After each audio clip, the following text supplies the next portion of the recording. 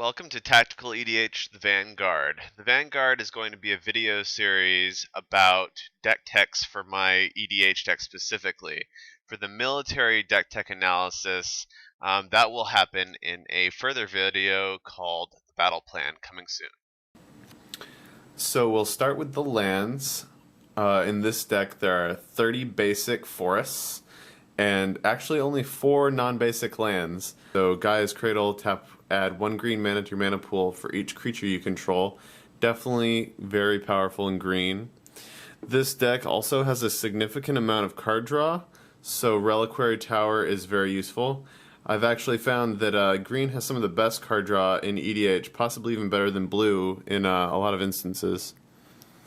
Third non-basic land is Mosswort Bridge. One of my favorite lands of all time, and definitely in EDH. It has the hideaway ability, and when it comes into play, it comes in tapped, and you look at the top 4 cards of your library. You exile one of them face down, so no one knows what it is but you. But when you have 10 power of creatures or great, you can tap 1 green, Mosswort Bridge, and play the removed card for free. Then you can get a lot of value out of this card. And fourth and last non-basic land is Dryad Arbor, because in green it's just a really special, unique card. It dies to lots of things, creature removal, board wipes, true, but in some cases it can be a really clutch card actually, and it's an attacker that a lot of people forget about if you get something like Craterhoof Behemoth out. Also, Gaia's Cradle taps for an additional mana when you have a Dryad Arbor. So, Omnath, Locus of Mana, and what Omnath says is that green mana doesn't empty from your mana pool, ever. As long as he's on the battlefield, your green mana stays there. So when it would normally empty from your mana pool at the end of each phase, it stays in your mana pool through your opponent's turn, through the end of your turn, forever. And it makes him more powerful. He gets +1/+1 for each of the mana. So this deck doesn't need him to be powerful, but he makes the deck and makes a lot of things in it especially powerful. And a lot of the cards that are in it because they synergize with him. So we're going to start with the instants. And I play some different cards for Mana Excel than a lot of people you'll see in EDH. I don't play typically things like Cultivate or Explosive Vegetation or Rampant Growth, things like that. I've found that generally permanents are better for doing Mana Excel, like Azusa Lost but Seeking, Oracle Will Die. We'll get to those. But Sprouting Vines is one of the unique exceptions. It's an instant with Storm that says search your library for a basic land card, reveal it and put it into your hand, then shuffle. So the Storm power is ridiculous in green because you can cast an enormous number of spells per turn, especially with Omnath when you're storing up your mana in an Omnath repository, as it were. And also, since it's an instant, you can cast it on your opponent's turns. So when they cast a bunch of spells, you can Sprouting Vines at end of turn and get a ton of lands into your hand, make all of your land drops for the rest of the turn. And so it's cards like this and some of the other Mana Excel cards that are the reason I only have 34 lands in this deck. Seems kind of low for some EDH decks, but green has a lot of ways of getting them out faster than anyone else.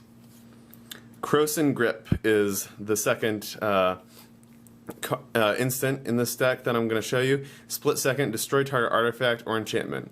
So typically also, like my previous statement for Mana Excel, I like using permanents for artifact and enchantment and other permanent destruction, which you'll see more of later in the creature section. But I like Krosan Grip, and I actually just put it back into this deck because it breaks up combos.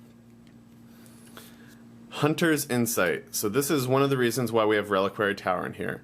Choose target creature you control. Whenever that creature deals combat damage to a player or planeswalker, draw that many cards. Completely refill your grip, and if you have Reliquary Tower out, no need to worry about discarding. Predator's Rapport. Also kind of a clutch card, random common from Gatecrash. Choose target creature you control, gain life equal to that creature's power plus its toughness. Good with almost any creature after I've played Craterhoof Behemoth. Amazing when I have Omnath. I have gotten up to 13,000 mana in my mana pool not doing any infinite combos in this deck, Predator's Rapport is absolutely insane.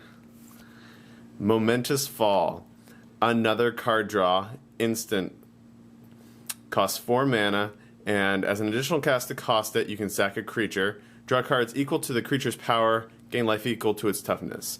Say you have 10 mana in your mana pool, so sack Omnath, gain 11 life, draw 11 cards, recast him with the mana that's still in your mana pool. Pretty incredible. Squall Line. This card wins games. 2 green and X, instant, damage, deals X damage to each creature with flying in each player. So this being a green deck, it doesn't have a whole lot of flying in it, and also there's a certain creature that says, play Squall Line, kill everyone else, you live. And I'll get to that creature in a bit. So that's it for the instants. Put them back over here, and we will move on to the sorceries. Not too many sorceries in this deck, it's mostly permanents, but we'll start with Creeping Corrosion. 4 mana cost, so no sorceries less than that. Typically you would see the first few sorceries, lower mana costs were would be mana acceleration, but not in this deck as it were. So Creeping Corrosion is destroy all artifacts. I have only 2 artifacts over there, which I'll show you in a minute. And so Creeping Corrosion is a extremely powerful one-sided board wipe. Gets rid of all of your Soul Rings, all of your artifact mana excel in other decks, because this deck doesn't have any of it and it doesn't have to worry about it. So second sorcery, up to 5 already, Creeping Renaissance. Perhaps one of my favorite reanimation spells in all of EDH, because it has flashback. So it has a lot of utility, I have a lot of ways of reusing it, and always want to be able to use your graveyard as an extension of your hand, basically. Overwhelming Stampede, yet another game-winning card. Until end of turn, creatures you control gain trample and get +X/+X, where X is the greatest power among creatures you control. So like I've said a bunch of times before, Omnath is generally going to be the most powerful creature, and that means that all of your creatures are basically going to have power equal to the number of mana in your mana pool. Overwhelming Stampede will end the game. Boundless Realms. Pretty much an auto-include in most green decks nowadays. This is one of my exceptions to sorcery speed ramp because it doubles the number of lands in play for you. And this deck has 30 basic lands, so I'm never going to have to worry probably about getting enough lands out of my deck or not having enough left.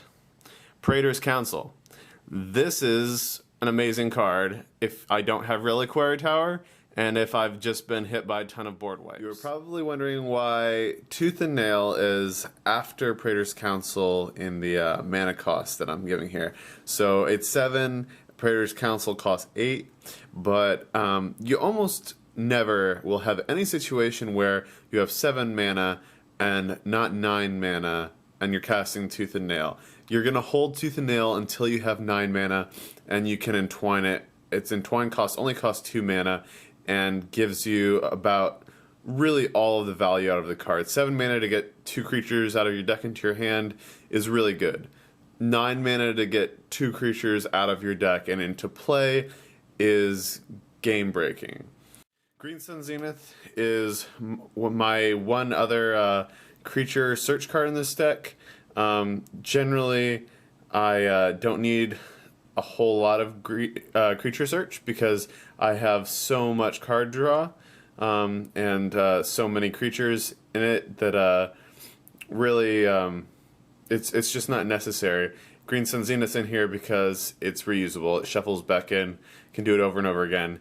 It's not in the 1-drop spot. It's in the 9-drop spot because if I'm using Green Sun Zenith, I'm probably using it for something pretty big. So that's the sorceries. Put them back over here. Get on to creatures, the big stack of the deck. In the 1 mana spot, we have Magus of the Candelabra. He's my only 1-drop in here, and I've had to be kind of particular and careful with the creatures in this deck because of another card that often is really a big part of the deck, and that's Wild Pair, one of the enchantments. So when I was selecting creatures, they had to meet a couple of criteria. Not only did they need to be good green creatures, but they need to have I need to have a lot of creatures with combined power and toughness that are similar. So I have a lot of creatures in here that have a combined power and toughness of 3, meaning they have offset powers and toughness like 1, 2, or 2 1s. You'll see a few of them in here. So Magus of the Candelabra is a creature that taps, or you pay X, untap X target land. Untapping lands that produce multiple mana is a really, really powerful effect. Also, just being able to untap Gaia's Cradle alone is game breaking. Tajuru Preserver, because I hate Eldrazi and I hate having my board wiped by Living Death and other sack effects. So Tajuru Preserver is an amazing small green creature. He's also 2/1, as you can see there, signed by RK Post. Spells and abilities your opponent's control can't make me sacrifice permanents. Any permanents, not just creatures. Fauna Shaman.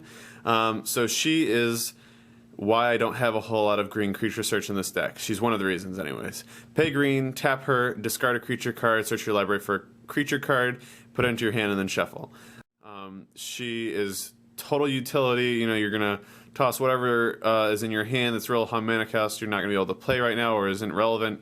Get Genesis, then next turn you'll tap and discard Genesis, and now you can play whatever you need to out of your graveyard. Get to Genesis in a few cards. Raphelos, because we need more green mana. Tap, add green mana to your mana pool for each forest you control. All 30 of them.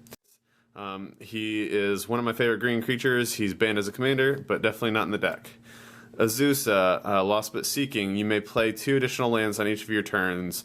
She's a 1/2 as well. I forgot to say Raphelos is also a 2/1, so I have a lot of 3 combined power toughness creatures in here. Azusa is in here for cards like Sprouting Vines, the instant with Storm that gets me lands in my hand. Can just put them all down with her. She's fantastic.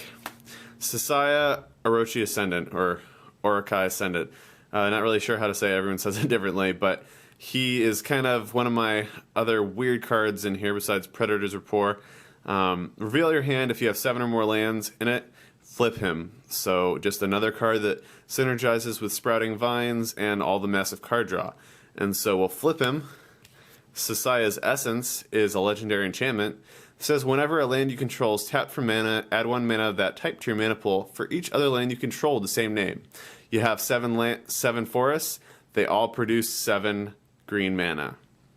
So that's 49 mana just from 7 lands because of this thing.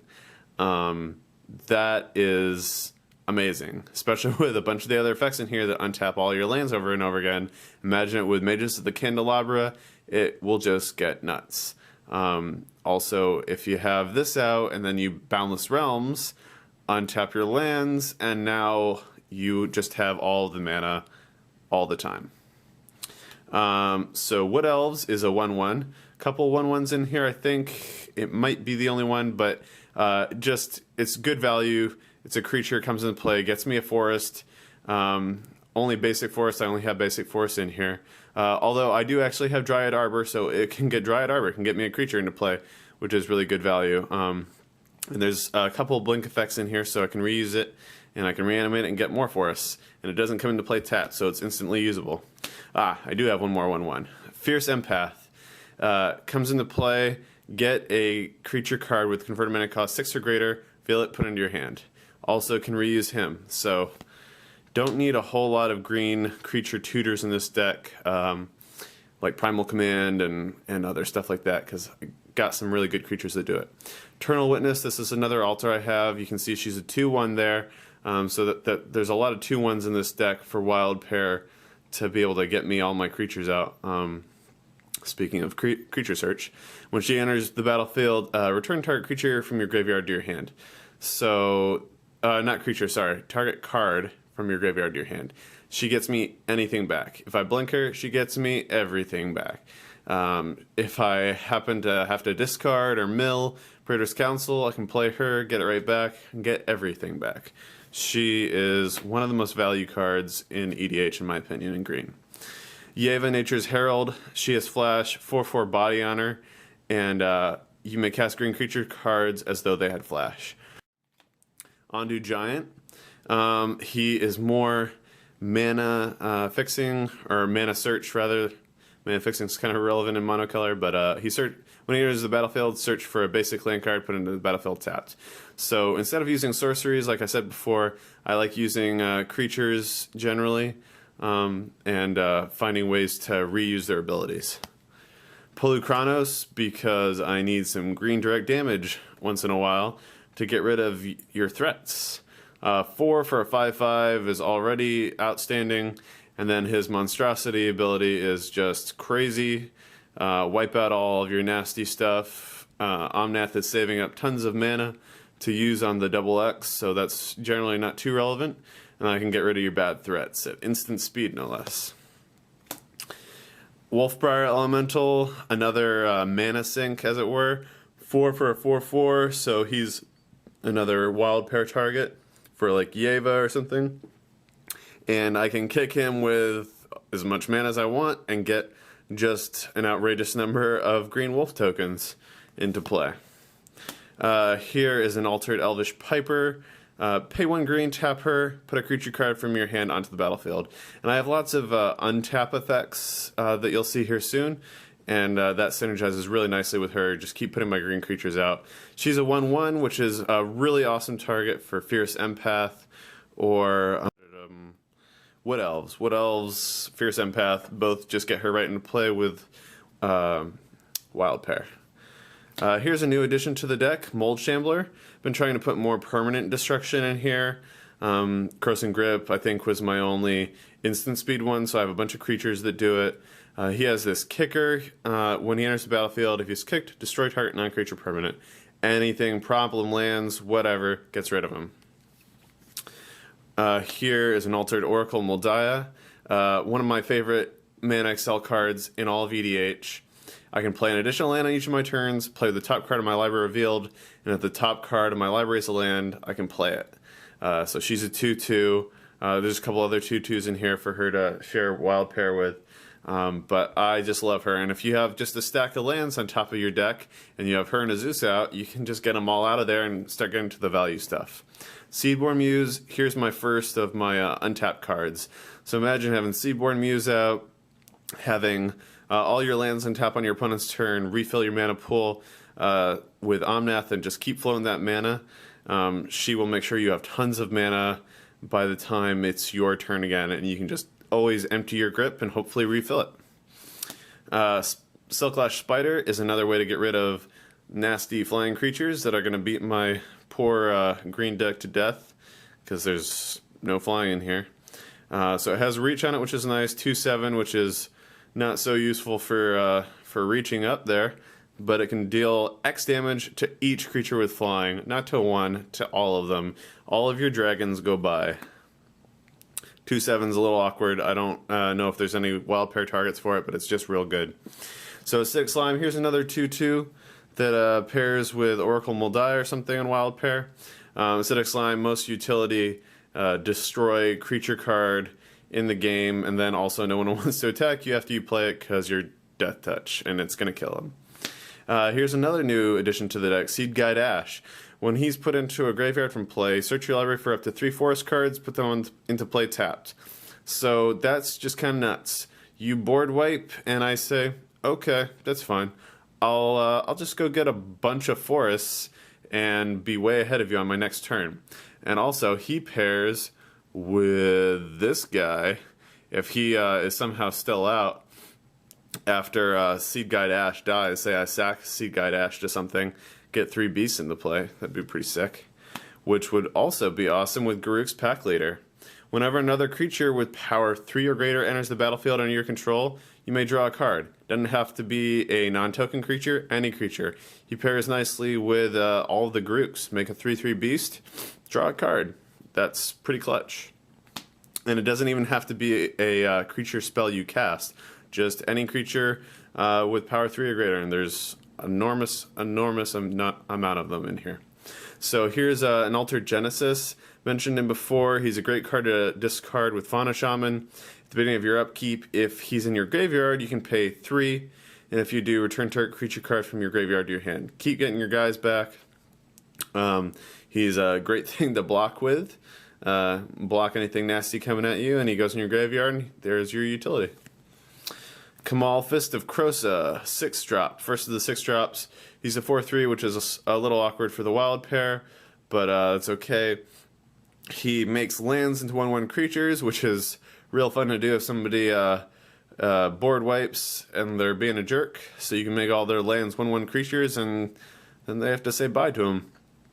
And then he also has an activated ability that's Overrun on him, which is totally sweet. You want to get trampled to Omnath as often as possible so that he can get through with his commander damage.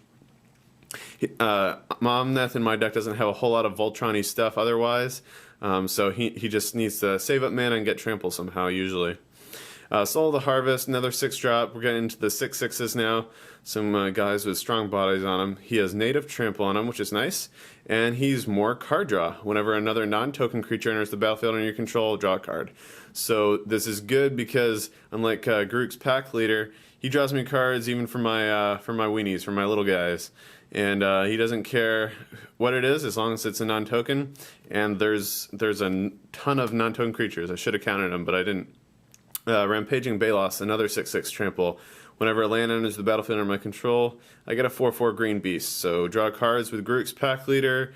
If I cast Boundless Realms, I get beasts equal to half the number of lands I control now, basically. Great card. Vigor. He is another 6-cost 6/6 with trample. And he says, any damage that would be dealt to creatures I control other than Vigor, prevent that damage, which is just fantastic. Stops generals like Niv Mizzet and other generals that can ping and makes my creatures great blockers. You just got to protect Vigor so he doesn't die. But whenever he's put into a graveyard, you shuffle him back into your library. So can always get him back out with Green Sun Zenith or Tooth and Nail. Play Vigor though, and it's getting set to be game. Spearbreaker Behemoth. Here is a fantastic card. If you just want to make, say, your Rampaging Balos indestructible and let your Seed Guide Ash be destroyed in a board wipe, like I said before, then you get all your beasts out of the Seed Guide Ash dying. So Spearbreaker Behemoth is really cool. There's a ton of creatures in here that are power 5 or greater. There's a ton of ways to make your creatures all power 5 or greater. And he generally is going to make Omnath indestructible for 1 mana. Avenger of Zendikar, because all mono green decks play this guy. Boundless Realms, Oracle of Moldiah, Azus, A Lost But Seeking. You're playing multiple lands a turn, you're playing any lands per turn, your tokens are just going to get gigantic and smash people in the face. 'Cause plants kill. Regal Force. More card draw. An insane amount of card draw usually. Remember those green plant tokens? They're green. Green plant tokens. Play Avenger of Zendikar, then play Regal Force, and draw cards equal to the number of lands you have, plus all of the other creatures. This guy's amazing, amazing to blink. Elder Scale Worm. This is the card that combos with Squall Line, like I mentioned before. If you Squall Line where X is 40, say, kill everyone, but this guy says, as long as you have 7 or more life, damage that would reduce your life total to less than 7 reduces it to 7 instead. And he's a 7/7 for 7. So I call him 7. And he has trample, which is nice.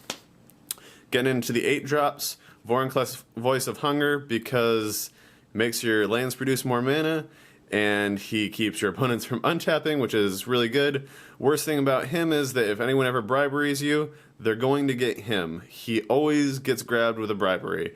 One of the best things about him is that he draws fire from all of your other creatures. So if anyone ever has a targeted board wipe or a targeted removal spell, they're going to use it on Vorinclex before anything else.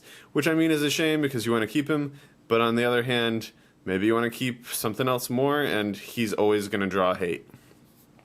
Rightly so. Woodfall Primus. Doesn't draw enough hate probably usually. I often get just enormous value out of him. Trample 6/6 for 8 with Persist. So when he comes into play, destroy target non-creature permanent.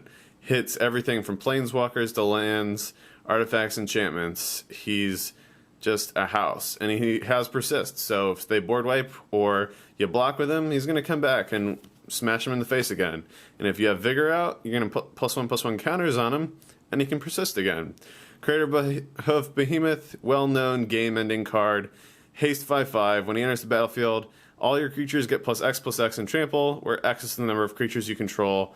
And imagine you just played an Avenger of Zendikar. So they're all huge. He's just another way of giving Omnath trample, basically, to win. Terastodon, more creature-based removal. Wipe out 3 target non-creature permanents again, and he's a 9/9, and the owners of those permanents get 3/3 green elephants. And then second to last creature here is Patron of the Orochi. I'm just going to pronounce it that way. Snake Offering, not really relevant. There's only the one snake in here, Sasaya, and I'm not going to sack him to play Patron. But this guy's a 7/7 with the unique and amazing ability, untap all forests and all green creatures. Play this ability only once each turn. Not as a sorcery, and not only on your turn, once a turn.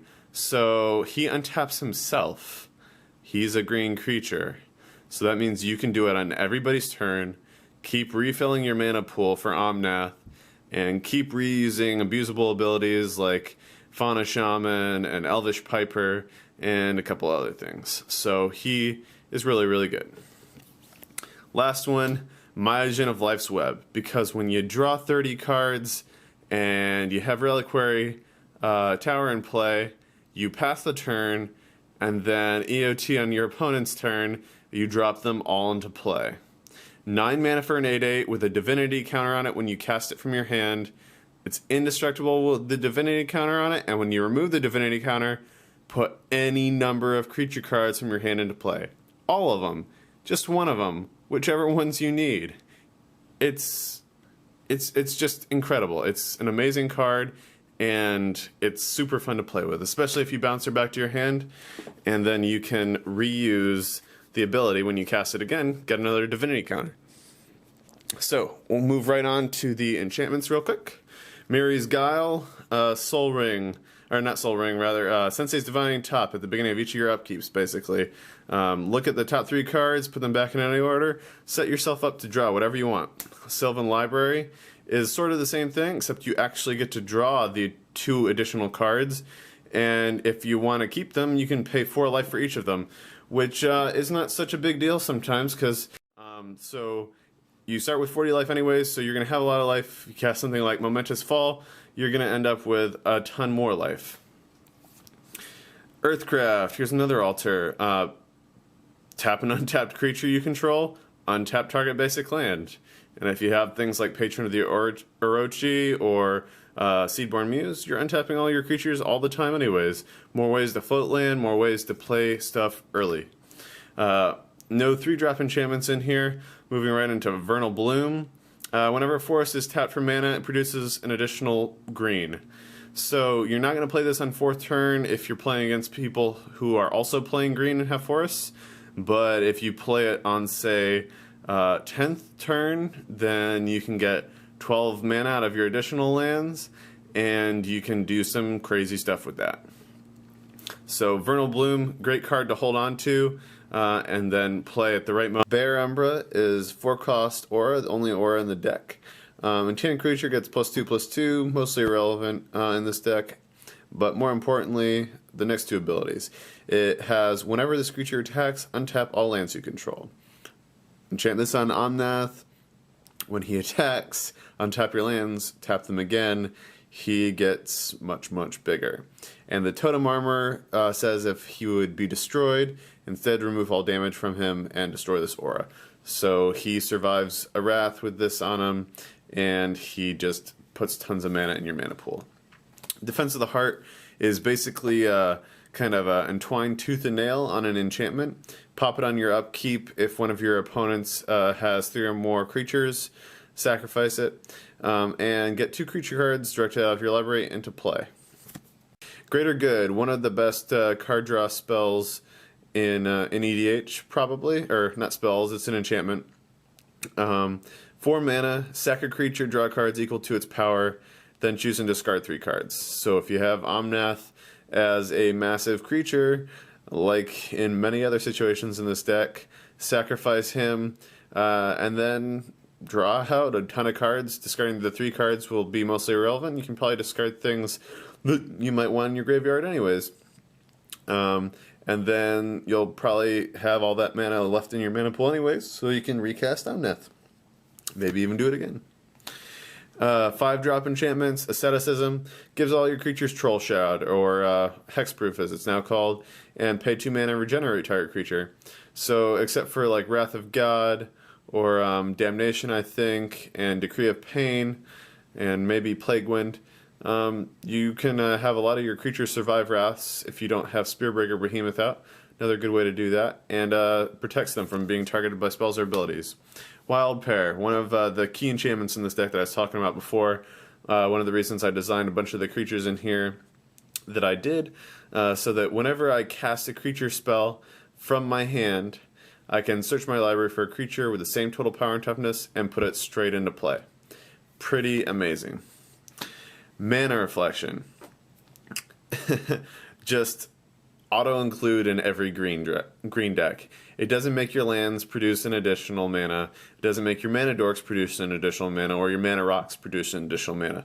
It makes them produce double, which is going to be insane with the first artifact I'm going to show you in a second. And it's also insane with Gaia's Cradle. Tap for double the amount of mana of all the creatures you have. And it does make your lands produce an additional, which is great. And Lurking Predators, last enchantment in here, is just a really fun card in EDH. Whenever an opponent casts a spell, any spell that means creature, artifact, enchantment, instant sorcery, or planeswalker, everything but lands, whenever they cast a spell, reveal the top card of your library, and if it's a creature, put it onto the battlefield. Otherwise, you may put that onto the bottom of your library. So basically, scry every time an opponent casts a spell, and if it's a creature, you get to put it into play. So that's the enchantments. And only 5 more cards in the deck. First of the 2 artifacts is Doubling Cube, which is the one I was saying is insane with Mana Reflection. It's a 2-cost artifact that has the ability pay 3, double the amount of each type of mana in your mana pool. Omnath is floating your green mana, you can double it. If you have Seedborn Muse out, you can double it on each of your opponent's turns. It's just an incredible card. And if you have Mana Reflection out, you quadruple the amount of mana in your mana pool. So amazing. Conjurer's Closet lets you re-abuse all of those enter the battlefield effects on all of my creatures. There's just too many to count. Probably more than half of them have enter the battlefield effects. Do it on each of my end steps. So only 2 artifacts. 3 Planeswalkers, all 3 of the mono green Garruk's. Garruk Relentless and Garruk the Veil Cursed is actually technically a green-black color identity card, so it can't go in this deck because the reverse side is black, green-black. Garruk Wildspeaker is just a pretty standard Planeswalker. He untaps 2 lands, which kind of like reduces his mana cost when you cast him, but it can be extra great when your lands tap for additional mana or when you have Gaia's Cradle out. The making a beast token is largely irrelevant, but sometimes it can be good. And the -4, if you have enough mana on Omnath, will knock a player out of the game. And his bigger version, Garruk Primal Hunter, is probably one of the most popular Planeswalkers I think I've seen with most other players. He's not my favorite Garruk, but he is definitely really good. Instead of Garruk Wildspeaker's minus ability, Garruk Primal Hunter puts a beast into play for adding a loyalty counter. And he comes in with the same loyalty as Wildspeaker, though. If you -3 him, you can draw cards equal to the greatest power among creatures you control. That's kind of the crazy ability that everyone really loves. So he is essentially 5 mana for Soul's Majesty, which is a card that is a sorcery, says draw cards equal to the greatest power among creatures you control. Used to have it in this deck, but I don't think I really need it anymore. I put it in other decks. But if you keep him out, you can make beasts, and then you can do that. And his ultimate is okay. It's not super special. It'd be really good if you had, say, Gaia's Cradle out, or you had a Crater Hoof Behemoth in your hand and we're going to attack next turn, but mostly his -3 is the best ability. Garruk, Caller of Beasts, is my favorite Garruk. 6 drop for 4 loyalty counters, so he has 1 more than the others, but he costs more mana. But his abilities are all insane. Didn't count the number of creatures in here, but as you can see, there were at least 30 of them probably. Reveal the top 5 cards of your library, put all creature cards into your hand, the rest on the bottom of your library in any order. So you're going to get a lot of creatures out of him just for 1 mana. It's like Domri Raid except on steroids. -3, so you can do it the turn he comes out and he won't die. Put a green creature card from your hand onto the battlefield. So you tapped out on 6th turn to play him, you take him down 3, and you put out, say, Regal Force, and draw a ton of cards for green creatures you control. And Garruk is still there, so you still have blockers to protect him. And then -7 is truly amazing. It's basically Wild Pair again, except even better. You get an emblem with whenever you cast a creature spell, you search your library for a creature card, put it onto the battlefield, then shuffle your library. It doesn't have to have the same power and toughness. It's just any creature that's you want. My Omnath EDH deck. Hope you enjoyed the video. Please feel free to like, comment, and subscribe. Tell me if I missed anything that you think should be in the deck. And look forward to making the next video for you guys. Thanks again.